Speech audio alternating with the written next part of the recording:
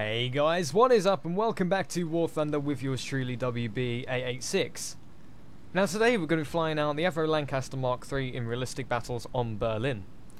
The reason why we're going to be flying out the Lancaster and not one of my new aircraft is because I wanted to have a little bit of fun before tomorrow's video. I wanted to kind of get something out that is a bit more interesting than just a standard gameplay. Kind of what this is, I'm going to show you how to Lancaster. People have asked me, I think it was a few videos back, someone was like, how do you play the Lancaster? Because whenever I fly, I just get shot down. This is going to explain how I fly the Lancaster. Now the Lancaster historically was typically a medium to high altitude bomber that bombed targets at night time under the cover of darkness. Hence why it had pretty poor armament due to the fact that it wasn't met by many fighters. The thing with the Lancaster is that in War Thunder it's over tiered, and also it can't have its correct flying conditions. This thing is designed to fly night raids. The B-17 is at home. It can deal with itself. I guess that's why it's got its good defensive armament. But Lancaster sometimes struggles, and I understand that. But that means you have to adapt the way you play this thing. If you can't use its advantages, i.e. nighttime, and its speed, what you have to do is come up with different ways to abuse its advantages. For instance, its low profile. The Lancaster is a bigger plane than the B-17 Flying Fortress, but its reputation in War Thunder makes it less of a priority. For example, if a German pilot sees a B-17 above him around 1 mile away, and then he sees a Lancaster below him low around 3 miles away, he's going to go for the B-17 because it's a higher priority target. If you play a Lancaster stealthy, such as I am here, low flying, not going straight through the middle of the map, keep an eye on your surroundings, etc, etc, you will do well. I call it the dam buster tactic. If you guys don't know what the dam busters are, basically it was a raid on a dam in the Ruhr where they had to basically blow up dams and they had to fly extremely low to avoid flak and detection. Because I believe at this time Germany had radar. Very early form of it, but they had it. And that was the whole idea, to keep under the radar sort of thing. And that principle works in War Thunder. What you're seeing here does work. I mean, you'll see I haven't been spotted by a single aircraft so far.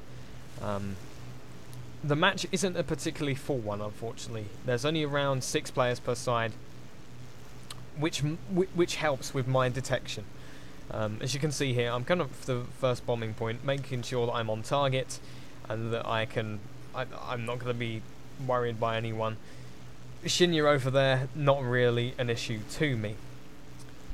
Now, I'm bringing the 14 500-pound bomb load because I wanted to try something different from my general 4,000-pound bomb load.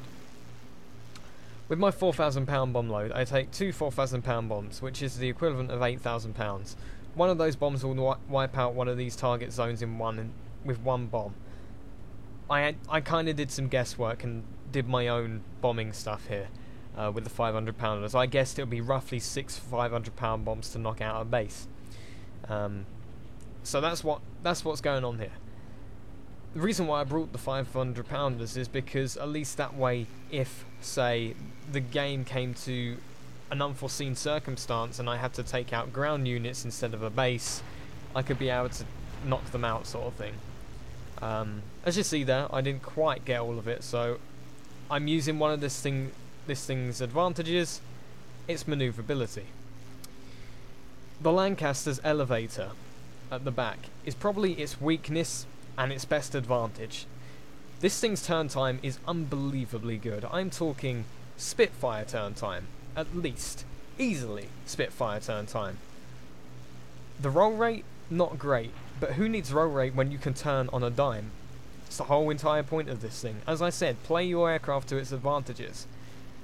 You're playing it completely and absolutely unhistorically and inaccurate. But if it's going to work, play it. That's what I've come to, really. Flying the Lancaster at low altitude in War Thunder works.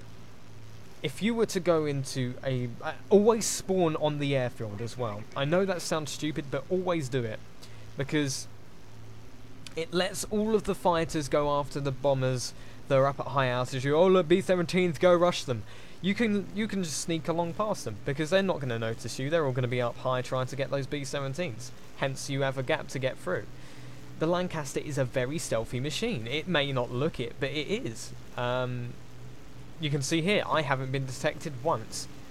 I've already taken out one bombing zone, and I am coming up to the second one. I actually have to go back and reload to bomb this particular point. For some reason, 6 500-pound bombs didn't do it, because you'd think it's £3,000 to knock out a base. So 2 500-pound bombs is £1,000. 2 times 3 is £6,000. So yeah, sorry, £3,000. So yeah, I don't know what's going on there. But yeah, I was a bit confused as to this, so I thought, you know what, I'll just go back. I'll go reload, see if I can do any damage. As you can see, I've not been touched once. Nobody's battered an eyelid at me, which is what you want in a Lancaster. You don't want to be a target. That is the exact thing you do not want to be.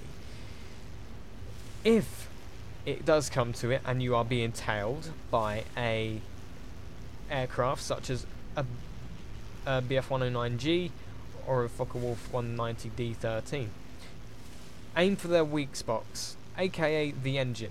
The engine block on German aircraft are not very strong. Now that may sound very stupid, like, oh well, you've only got 7.7, so what are you going to do against 30 and 20s? The Lancaster can soak up 30 and 20 millimeters, where the B-17 can't. The B-17 will get damage. If that thing has a red wing on one side, it will start leaning. If the Lancaster gets a red wing, it will not have two fucks given.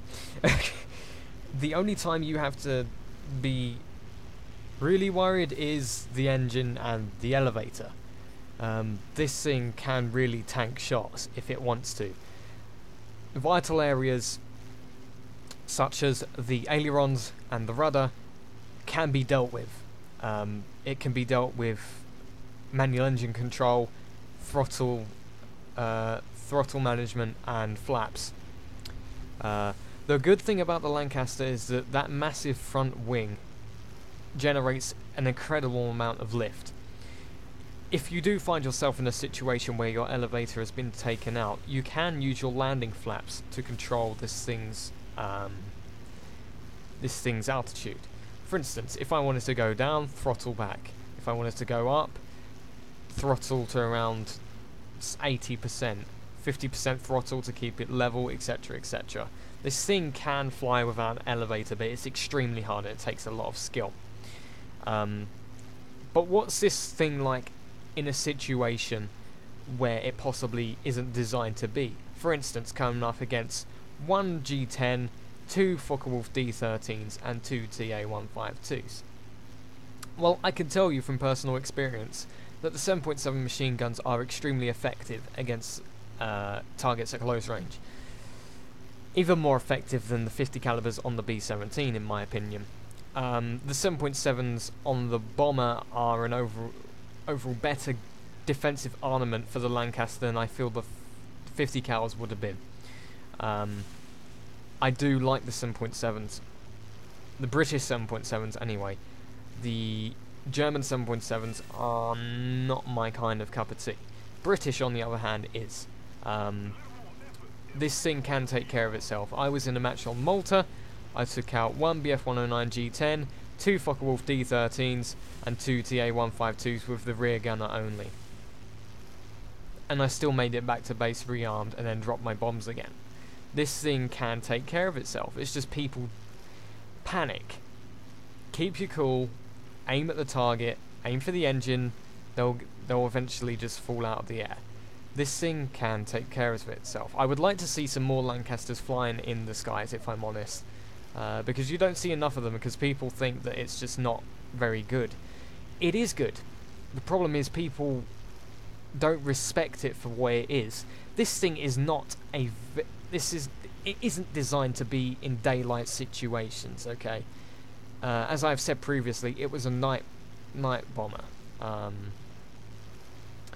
The United States Air Force bombed during the day, RAF Bomber Command bombed during the night. On another note though, they did use these for coastal patrols. That works. Using some of those tactics works. For instance, searching for targets, go into a shallow dive, drop, pull up again. That kind of works. But I generally like to use the dam buster tactic, and I hope this video has taught you somewhat something about the Lancaster. I know a lot of you know how to fly it, etc. But when it comes to actual combat situations and bombing in War Thunder, this thing can be quite a tough thing to fly. I understand that, so I made this video. Hopefully it will explain it a bit more to you guys. How I personally find the Lancaster and how I like to, go into particular situations, especially when I'm fighting Germany. When you're fighting the Americans on Hokkaido, it's slightly different. You're better off spawning in the air and base rushing. That's your better option on Hokkaido, but for the rest of them, airfield takeoff is the way to go. But anyway guys, I hope you enjoyed. If you did, make sure to click that like button below, subscribe if you're new around here for more War Thunder content. I'm going to leave the video running so you get to see the end of the game. But yeah, take care guys. Make sure you follow me on social media, Twitter and Facebook. Links in the description below. Take care guys. I'll see you next time.